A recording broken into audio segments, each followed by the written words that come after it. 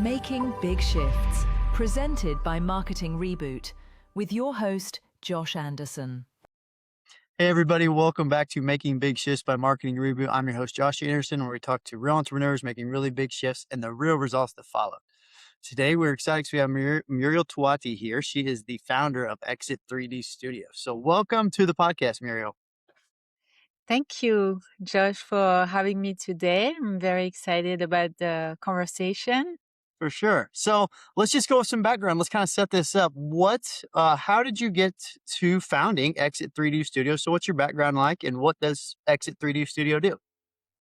Sure. So for years, I have been working in digital marketing, for my own account, building online training and coaching program, helping entrepreneurs in France leveraging LinkedIn. And since I moved to New York in 2021, and for the past, years, I was only working with, my French audience and clients and prospect. I say, okay, in 2025, maybe it's time that I build something here. And at first, I wasn't sure. Should I build something? Should I maybe buy something because I heard about it? And it seems that buying was the best things to do. So I went all in. I joined a business buying community, and I learned all about deal making, deal structuring, all of that. And I went through the journey, made offers, evaluating deals, and I got one offer accepted and we'll probably talk about this again during the conversation. But basically, what I was about to buy was not what I thought I'd be buying. And since for every deal I was evaluating, I noticed some patterns, some structural issues like the same over and over again. I decided to build, pivot my business to into Exit 3D Studio that actually help the businesses fix those structural issues before, an exit, or even just to run a business that is less dependent on them. Right.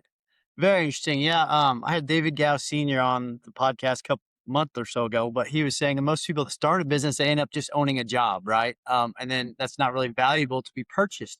So you have to put the processes in place. So that's essentially what you come in and do and help the business be less founder dependent. That's one of the structural issues, yes. One of them is to reduce the founder dependency. And as you mentioned, with systems and delegation and not be the only source of decision making or entry point for client or managing the team even. But there are three others. Yeah. Go ahead. Tell me about those three. Yes. So the other one I was seeing all the time, and still now when I receive some emails, from business brokers, I say, oh, this looks interesting. Let's see. And then I check, and then I see like customer concentration. They have a business for sales, but there are three clients that represent 60, 70% of the revenue. This is, maybe it is okay for the founder, the business owner running his business is happy having those large accounts. But to be honest, as a buyer, I don't want that. I know that the clients are there because of the founder. There is a strong relationship, most probably. And this is very risky because if one of those clients leave, maybe you lose 20% of the revenue directly. And for the seller, it will most likely end up having some holdback or earnout, okay, if this client stay for the next year, then okay, you get your 20% note. And if he leaves, you don't get it. So that's a pretty big risk. For sure. The third one is the revenue predictability.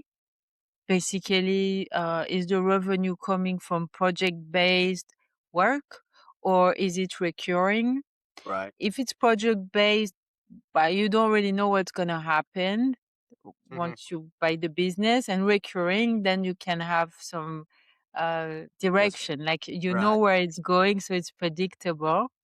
And the fourth one is having some like acquisition engine that is again not dependent on the funder, um, that is not coming from referral or word of Yeah. mouth, like really something independent Yeah. that brings client and leads, no matter who is owning the business, Hmm. basically. Right. Now, those are four great things, are four really strong parts of the business. Will one of them being deficient and one of them affect the evaluation more than any of the other three? I will say that the founder dependency, if you have this, you might not even sell at all. Yeah. So I would say this one is the worst. Yep. That Yeah. makes sense. Yeah, because if you're not there, the business is gone, right? They're like Yeah, and especially it impacts all the other that's ones, true. Yeah, very true. Yeah. Yes. Yeah. So as you're helping people kind of put the systems in place, what is your process for going into a new business that you just are going to work with and like audit them to get to the heart of what levers you need to pull? Yeah, first I offer like a free diagnostic to define the level of each of those four structural gap, Yeah. to know how they rank, like what's the most urgent to solve. And then after, depending on what it is, we either work on growing the business with my one of my program, another one is a bit more, add more like multi-channel, and another one is really preparing for exit where there are advisory, plus we prepare everything for even the future digital due diligence, like having everything auditable and valuable. Yeah. Because like for example, like a website that look like a brochure bring no traffic, or just branded traffic, it doesn't worth Yeah. anything. That makes sense. Yeah, for sure. That makes sense. So a lot of the listeners here are like, startups very early in the business. So they want to exit in 3 to 5 years, right? But what are some mistakes people make in the early life of a business? Not maybe founder dependence, but like, what are other some mistakes that you see that can trip people up 5 years down the road you didn't even think of at the beginning of your company's life? Yeah, and I can say it because I made that mistake.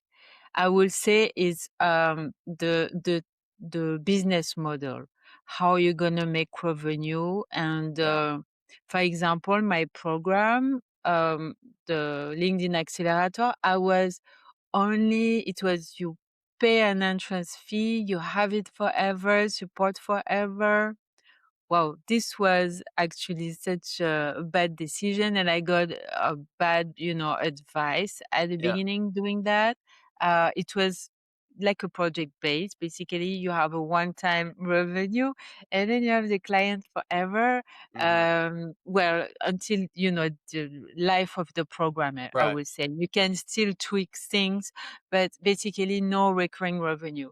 So I would say for anyone starting, think about how you can implement a recurring revenue.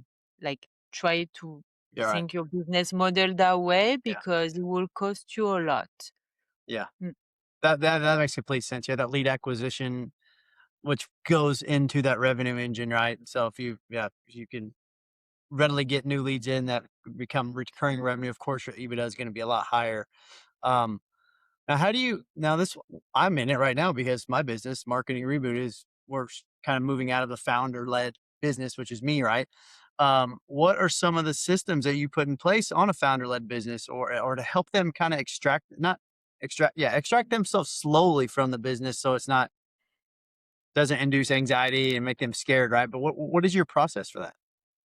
Yeah, well, first it will be to know what the founder is still doing, but documenting, what is being done to be able to delegate, or better yet, like build automation and Yeah. agent, this day.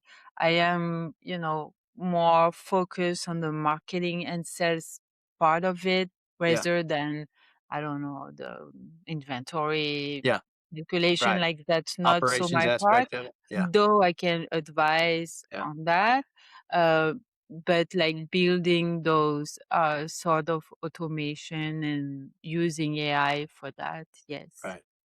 this Love it. helps, um, remove a lot of the workload. Yeah, for sure. Yep. Or you can at least, if it's systemized, automated, at least you have somebody else overlook it versus having to do it yourself as well, right? So Yes. now you mentioned something when we first started here about you were getting ready to acquire a business and then you decided not to. Walk me through that and what your thought process was of like that, not doing it and eventually starting your own thing. Yes. So, as I say, before I was having my program, there was a LinkedIn program. This was a LinkedIn lead gen agency. So, like, it made perfect sense, but Yeah. so much sense that I understood everything they were doing, like, really, really well. I could see some bad practice, some things that will not transfer with me. And I'm talking here like the founder LinkedIn profile, for example. It was one of the main source of generating leads, Mm. but of course it was not being transferred. Yeah. So, Yeah. plus all these contractors, they had all their LinkedIn profile. You cannot buy the LinkedIn profile of someone. So all this was a bit strange. And, but the worst was that, I discovered they were able to bring in new client every month. This was positive, but they were also losing those clients Right. The churn every is really month. high. Yeah. Yeah, very high churn, like 40%. Mm. So the customer base was always the same for the entire year, like 30 to 35 clients, but not the same because they were not staying. And this was okay. I was saying that the company was either like understaffed to retain the client, or they were not delivering, the service was not delivering, or something else. Yeah. But, it was too much of a risk.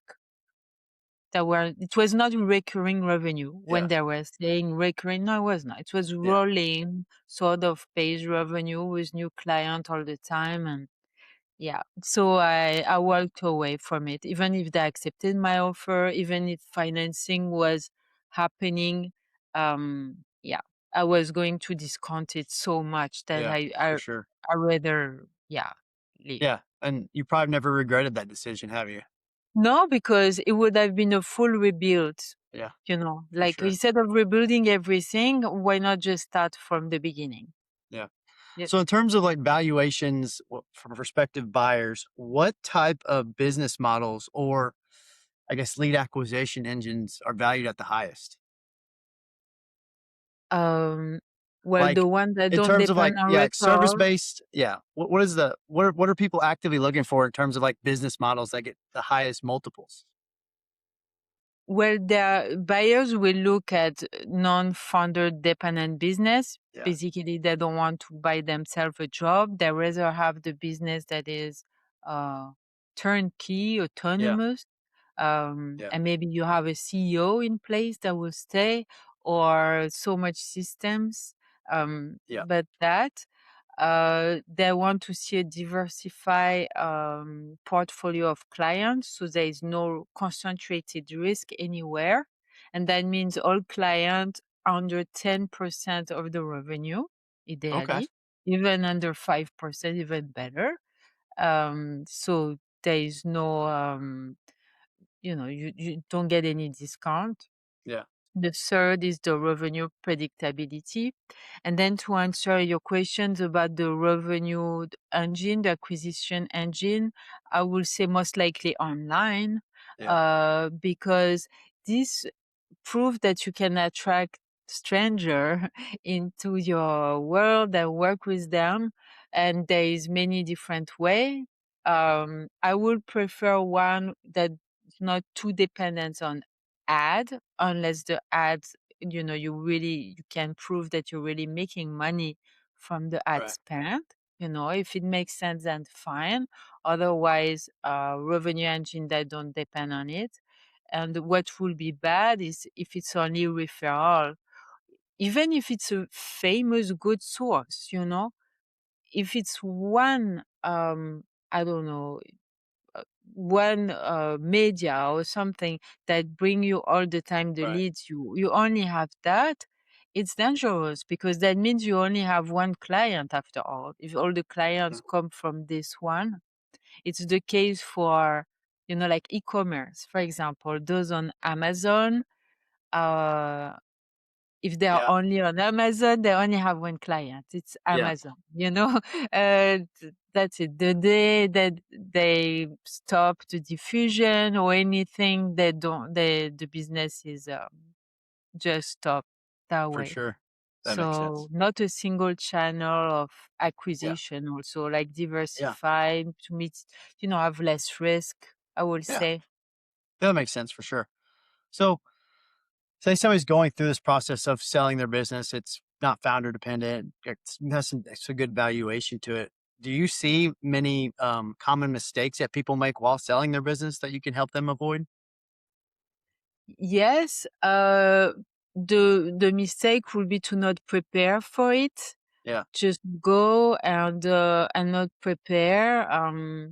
I wrote a book that will be published in 1 month now, in Okay. July 27. I have it here, for the reviewing the the copy, from Yeah. the inside, the valuation gap. It's awesome. I explain it all in this book. Okay. I Yeah. explain uh, what a buyer will be looking at, what you need to be prepared for, Yeah. and I have added at the end of each chapter, like the buyer lens diagnostic with specific questions where any business owners can rank themselves and know, oh, okay, so that was an issue, Yeah. this is what I could be doing. And it gives some idea, because we are not all having those four structural issues, and not everything need to be solved right away at the same time.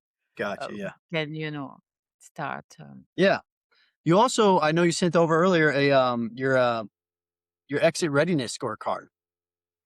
Yeah, it's also, yeah, even before getting the book, or if we Yeah. just want to make the analysis, it's free. It's on my website. It's the exit readiness scorecard. Love it. You probably put the link Yeah. Yeah. I'll put it in the in the show show description. notes. Yes, it just takes 5 minutes, and we can see, um, a score, Yeah. and see what can be done after Okay. from Very there. good. Yeah. I guess so. Say 5 years from now, I solved all my issues, and I'm ready to sell this thing. What's your recommendation for finding buyers? Is it through a broker or what's the best approach? I think the most common way is gonna be a business broker approaching the business owner, because they are a bit like salespeople, so Yeah, prospecting all the time to for sure. find, and they tend to put business on the market even if they are not ready, because who knows, maybe a buyer will buy it, and Yeah. but the statistics are a bit alarming sometimes, because we know that 70 to 80% of the business that go to market actually never sell. Mhm. So yeah, I think by the non-preparation. So this is one way.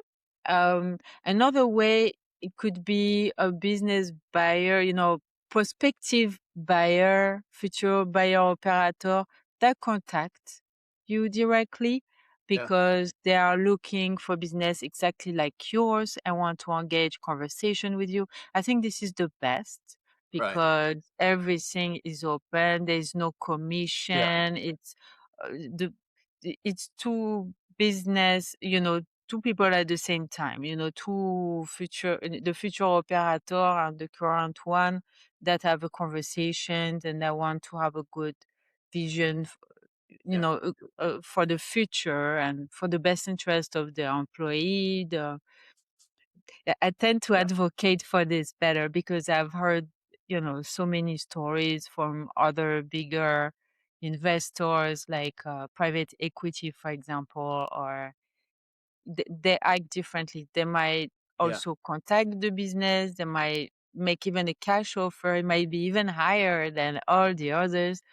But then during the due diligence, it, the dream will, Uh, how to say, like, will come back to reality a little bit because yeah. they will uh, be, discounting this, like restructuring everything. Yeah. And once they get the business, since they have others, not just one, they will just dismantle things. They will merge some department. They just make something else. Yeah. There will be some firing. So that's, yeah,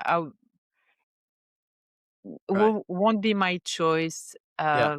But yeah, so there is different way. Or if the seller want to be selling, I don't know if you can probably go on websites Yeah. like Biz by Sales, Business for Sales, all of these, and just list his business there. For sure. And so he can receive asked Yeah. requests from buyers. Yep. Mm. That makes sense. So, what's like the most common questions you get from prospects that I'm not asking you that you always have to feel like you always have to answer to people that are curious about selling their business or getting their business ready to be sold? Well, most of the time, I think the business I talk to, they want to prepare eventually, even if they decide not to sell. So they are more interested about the growth, Yeah. growth of their business. How since I have that LinkedIn background, like a bit known for that, they usually come to me Yeah. to that. Like I was doing some one-on-one with some uh, entrepreneur that I met in some, chamber of commerce event, and I was explaining, and then okay, but what did you do before that? Oh, you were doing that. Well, I'm interested in LinkedIn. I want to know grow on LinkedIn. So all the time it comes back a little bit to this. So I think Yeah. it's gonna be my my flagship offer. But Uh, yeah, growing the business, because if you grow it and you have that acquisition engine there, I think it solves a lot of problem also. It solves the for sure. founder dependency on sales and Yeah. marketing, the revenue concentration. Normally we're gonna, dilute it. It's and revenue predictability, at least keep getting, Yeah. new leads and client and having an engine that works for you Yeah. and the next owner. Mm. So let's dive into that a little bit then. So in terms of like your LinkedIn expertise, what makes you effective at creating lead acquisition engines on LinkedIn? Like what's your approach there? Well, my approach for a long time was even just optimizing the profile and get client from it directly. I had like doing nothing else than that. I had clients that was just doing it since they needed maybe just two clients a year on a Yeah. long term. They were getting client that way. So my strength is with this. Then all the part with content creation, and now I've built systems to have this done, in your voice and Right. automatically, and all the lead generation as well, because it's good to be publishing content. It's good to have a good profile. But if you don't try to message a bit the people as well or expand your network, this is could be, Yeah. a bit limiting. Mm. Gotcha. Okay. That makes sense. So it's like So, about doing it all at the yeah, same time. for Plus, if you sure. can show up a bit live, do a bit of video, even better, because you Yeah. need to build trust. Right. Yeah. Mm. Authenticity and human. Yeah. Being a human approach to that for sure. Yes. Cool. So I know we've talked about the scorecard. We've talked about your upcoming book. Where can people find more information about you? What's your website and things of that nature? Yes, so my website is exit3dstudio.com, where you can learn more. You can download the first chapter of the book. There's one page where you can download it. You can book a call with me if you want to. You can find me on LinkedIn also. That's a good way to Yeah. get in touch. Yeah. And since I'm doing several of those interviews, I have created a new YouTube channel called Exit 3D Insights, and I published. I have it. Hmm. How do we call this? Um, I don't remember. Like A like a playlist, playlist? yeah, a Playlist, yeah. playlist with all the with all the interviews, plus publishing the shorts, and Yeah. I publish some other videos as well. I love it. So different ways. I love it. All right. We'll check that out. I'll put the links in the description of this as well. And yeah, well, definitely can people find you that way. So as we wrap up, what parting advice do you have for those listening out there? I didn't hear. Can you say it Oh yeah. again? What last piece of advice do you have for those listening out there that maybe are thinking about selling their business, growing their business? What do you think's the biggest thing that they can start on Monday? Yeah. So the biggest things you can do on Monday could be a challenge. Like try to get a meeting with someone you don't know. Nobody referred that person to you. Brand new. Dare it. Send the message and see what happens. This is one of the first steps, I think, to growing the business, and that is less dependent on them. Yeah. Because I know, especially here in New York, where I am now, I see a lot of people are networking and try, but it's really, it requires your physical presence. It means that you are selling yourself more than your offer.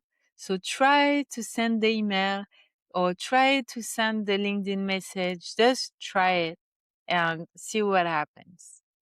I love that. I'm going to do that after we get off this call, actually. I'm just going to send a couple messages out to see what It's happens. good. Well, Muriel, thank you so much for being on the podcast. I appreciate your time and your knowledge you've shared today.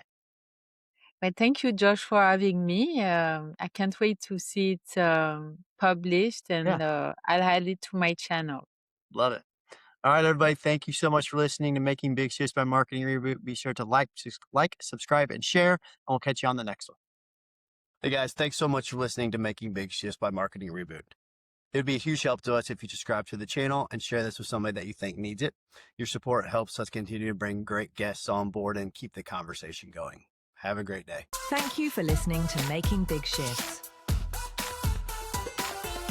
Like, share, and follow for more. Join us next time on Making Big Shifts, presented by Marketing Reboot.